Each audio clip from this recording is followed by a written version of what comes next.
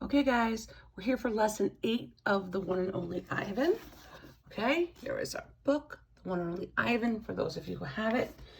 And this section will be talking about perspective. And I know some of you are not sure about perspective, but first let's go over some of the vocabulary.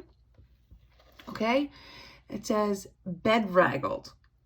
So it means like to be dirty. So maybe like on pajama day, Miss Matthews came to class and you were like, she doesn't look too great.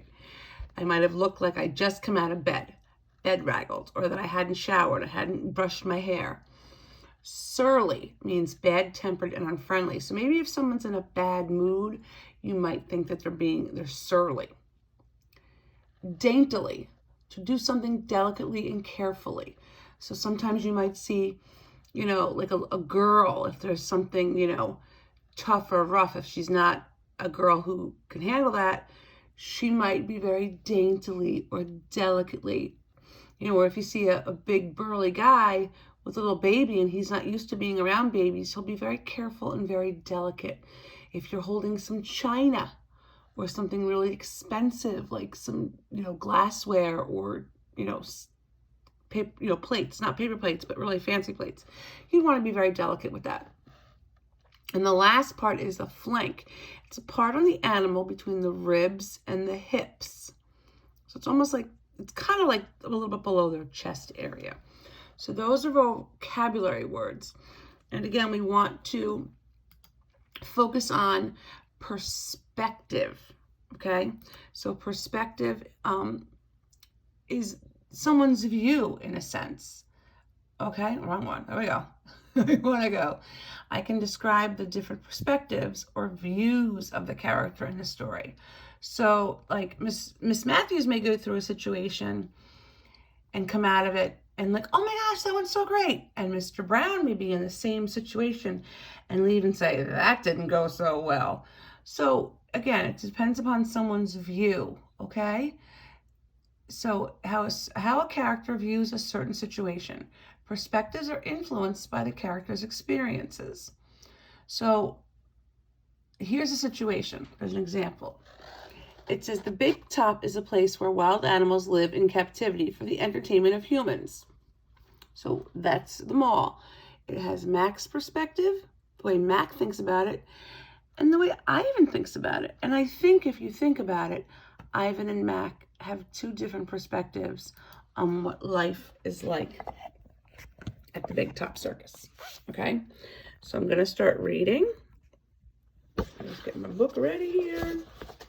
We're on 9,876 days, okay? And we're also remembering that we're here after Ruby has, Ruby passed away, or Ruby is here and Stella passed away, and Ivan's promised to take care of her. Ruby is finally asleep. I watch her chest rise and fall.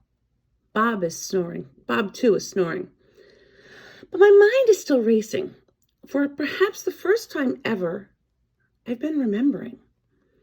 It's an odd story to remember, I have to admit.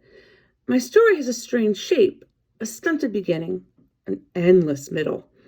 I count all the days I've lived with humans.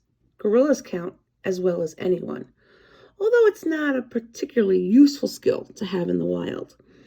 I've forgotten so many things, and yet I always know precisely how many days I've been in my domain. I take one of the magic markers Julia gave me. I make an X, a small one, on my painted jungle wall. I make more X's and more. I make an X for every day of my life with humans. My marks look like this. See, some are neater than others. The rest of the night, I mark the days, and when I am done, my wall looks like this. So he gets more and more X's. He could bundle them in groups of 10, right? And so on until there are 9,876 X's marching across my wall like a parade of ugly insects. A visit. It's almost morning when I hear steps. It's Mac. He has a sharp smell. He weaves as he walks. I stand next to my domain. His eyes are red. He is staring out the window at the empty parking lot. "Ivan, my man," he mumbles. "Ivan." He presses his forehead against the glass. "We've been through a lot, you and me."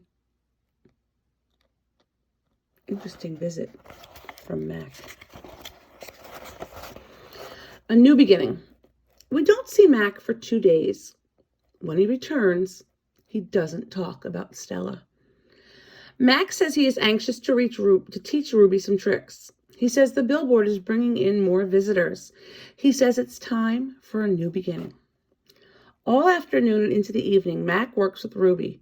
Ruby's feet are looped with rope so that she cannot run. A heavy chain hangs off her neck. Mac shows her Stella's ball, her pedestal, her stool. He introduces her to Snickers.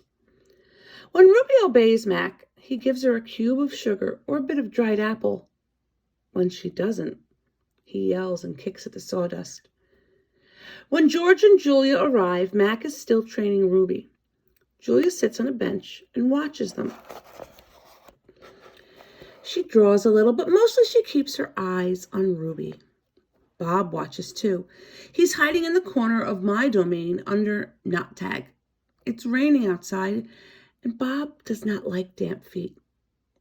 Ruby trudges behind Mac, her head drooping endlessly.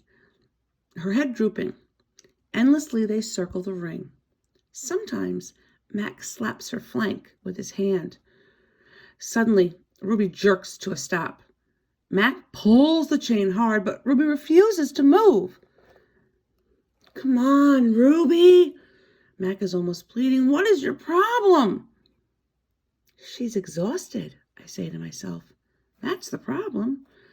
Mac groans. "Idiot elephant." "Idiot human," Bob mutters. "Walk, Ruby," I say, although I know she's too far away to hear me. "Oh, do what he says." "Walk," Mac commands, "now." Ruby doesn't walk. She plops her rump, that's her behind, on the sawdust floor. "I think maybe she's tired," Julia says. Mac wipes his forehead with the back of his arm. "Yeah, I know. We're all tired." He pushes Ruby with the heel of his boot. She ignores him. George looks over from the food court, where he is wiping off tables. "Mac," he yells, "maybe you should call it a day. I'll close up." Mac yanks on Ruby's chain. She's anchored as a tree trunk. He pulls harder and falls to his knees. "That does it," Mac says. He brushes sawdust off his jeans. "I am through playing around." Mac stomps off to his office. When he returns, he is carrying a long stick.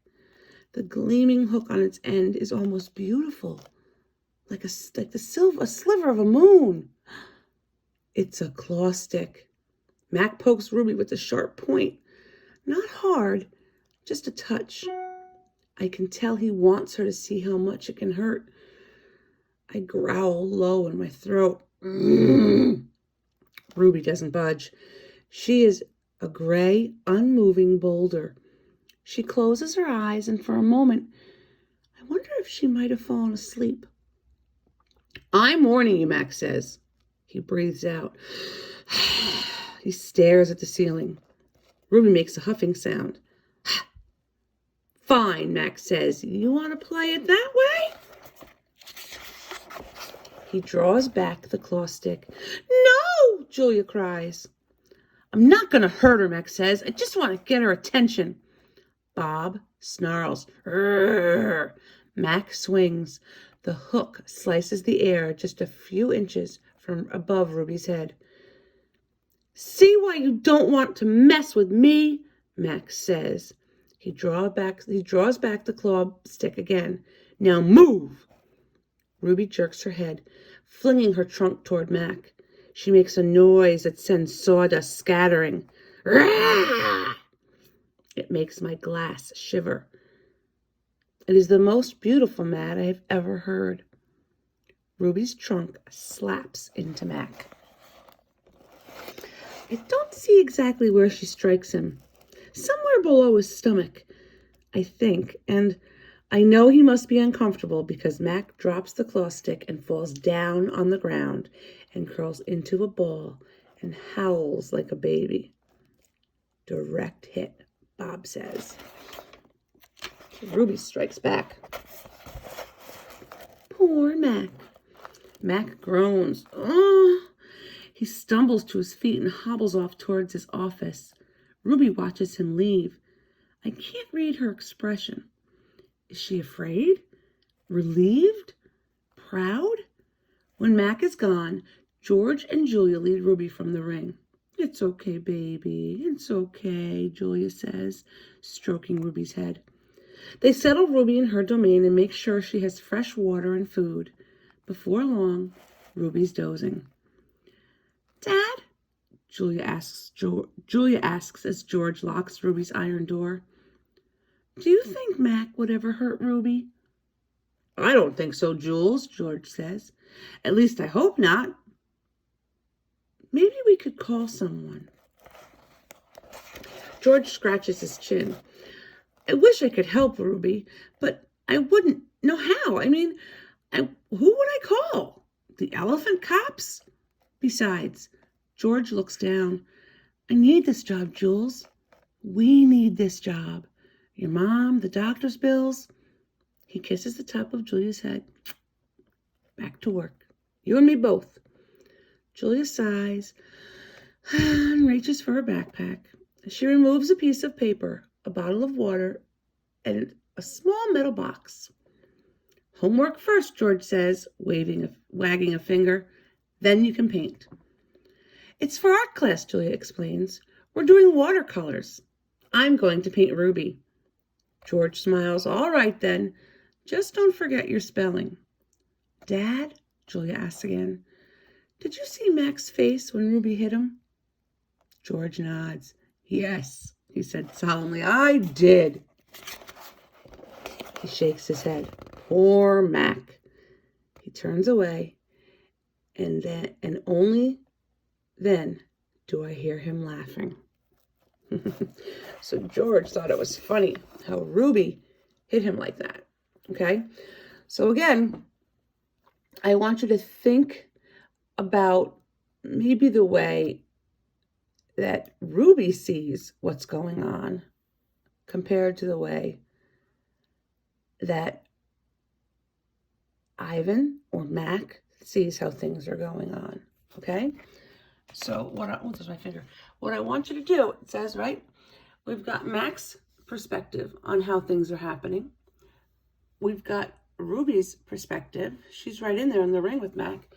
Ivan's perspective, who's watching, and Julia's perspective, who's watching. It says, now that Stella has died, Mac is trying to teach Ruby new tricks so that she can take Stella's place in the Big Top Mall show. Okay, so you're going to have some questions. I hope you're really liking this story, okay? Because I am.